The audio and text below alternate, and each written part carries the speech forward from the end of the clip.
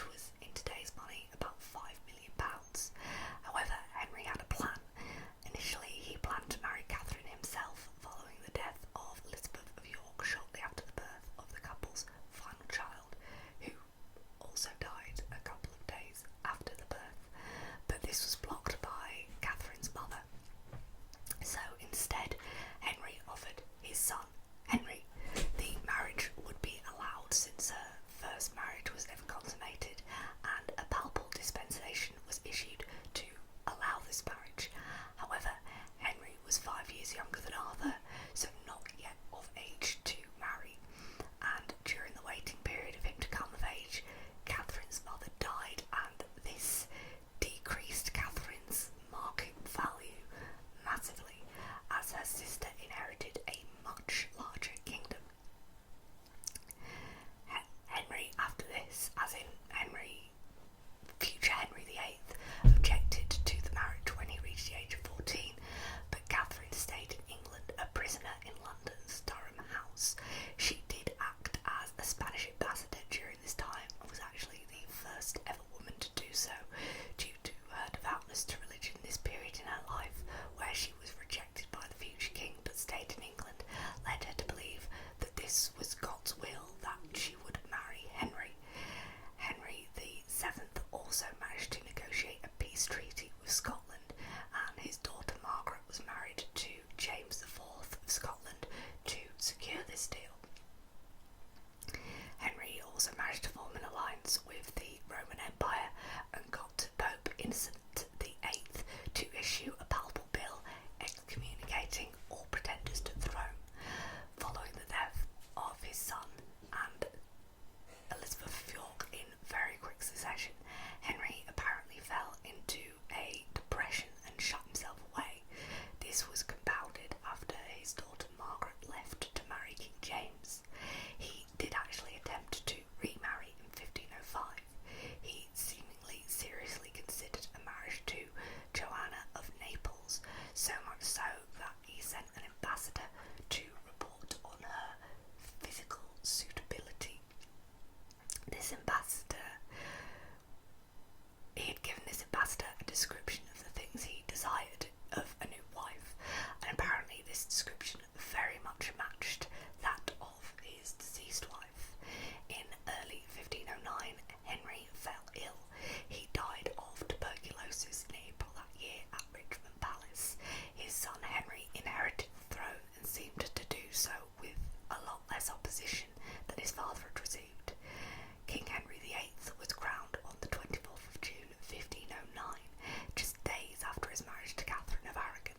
In spite of his initial objections to this match, he claimed his father's dying wish was that he'd marry Catherine.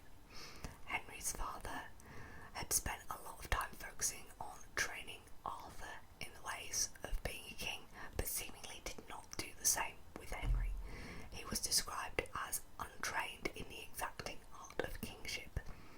2 days after his coronation, Henry had 2 of his father's most popular ministers arrested and charged with high treason and executed. Henry became well known for using politically motivated executions to deal with those that stood in his way once he was king. Early into their marriage, Catherine fell pregnant, apparently with twins, but this pregnancy ended in the loss of one twin and the stillbirth of the second. Throughout their marriage, Catherine struggled with loss after loss. Many have speculated that Henry perhaps had a rare blood group that meant he was positive for the Kell antigen. This meant any fetus would be attacked by the mother's immune system. Those who are Kell positive are also at greater risk of a disease known as McLeod syndrome, which Henry exhibited many symptoms of later in life. Henry had ambition, and one of his ambitions was to rule France. Initially, he had renewed the friendship his father had with Louis XII of France, but in 1511, his father-in-law, Ferdinand of Aragon, signed a pact with the Pope Julius II to create an anti-French Holy League.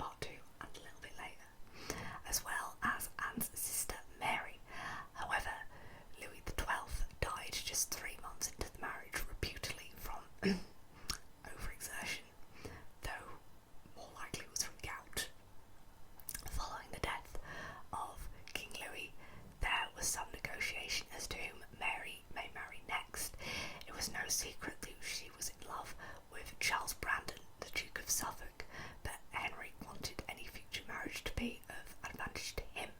However, Mary and Charles decided to marry in secret. This was technically treason, but as Mary was the king's favourite sibling, and her and her husband were let off with just a very large fine. As mentioned, throughout their marriage, Catherine struggled with pregnancy losses, and this put a strain on hers and Henry's relationship. However, in 1516, Catherine gave birth to a girl whom they named Mary. This did improve the relationship slightly. Throughout the marriage, Henry did have multiple affairs, as was apparently common or expected of a virile young king. Catherine seemingly didn't protest any of his affairs. It's believed Henry had many illegitimate children. One of his most well-known mistresses was Elizabeth Blount, whom he began an affair with in 1516. The affair lasted 4 years and resulted in the birth of a son, Henry Fitzroy, in 1519. There is some